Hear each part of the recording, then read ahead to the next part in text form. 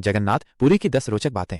1. मंदिर का ध्वज फ्लैग उल्टी दिशा में लहराता है। सामान्यतः हवा जिस दिशा में चलती है ध्वज उसी दिशा में लहराता है, लेकिन जगन्नाथ मंदिर का ध्वज हमेशा हवा के विपरीत दिशा में लहराता है। आज तक इसका कोई वैज्ञानिक कारण नहीं मिल पाया। 2. सुदर्शन चक्र का रहस्य। मंदिर के ऊपर लगे सुदर्शन चक्र को आप कहीं से भी देखो, वो हमेशा आपको अपनी तरफ ही मुड़ा हुआ दिखाई देगा, चाहे आप शहर के किसी भी कोने में खड़े हों। 3. मंदिर की परछाई शैडो नहीं बनती। दिन के किसी भी समय इस विशाल मंदिर की परछाई शैडो जमीन पर नहीं पड़ती। ये अब तक एक बड़ा रहस्य बना हुआ है।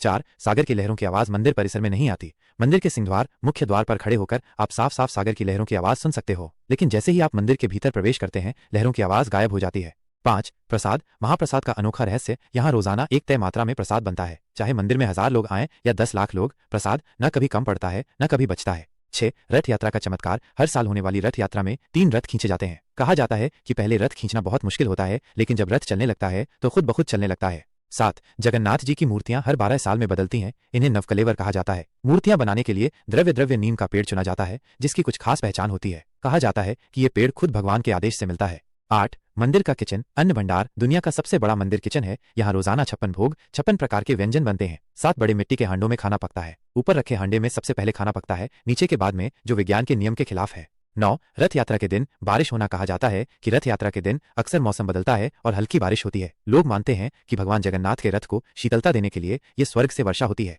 10. बिना किसी मशीन के विशाल रथ बनना। हर साल तीनों रथ बिना एक भी स्क्रू या लोहे की कील के सिर्फ रस्सियों और लकड़ी से बनाए जाते हैं। रथ बनने की प्रक्रिया भी बेहद रहस्यमयी और परंपरागत होती है।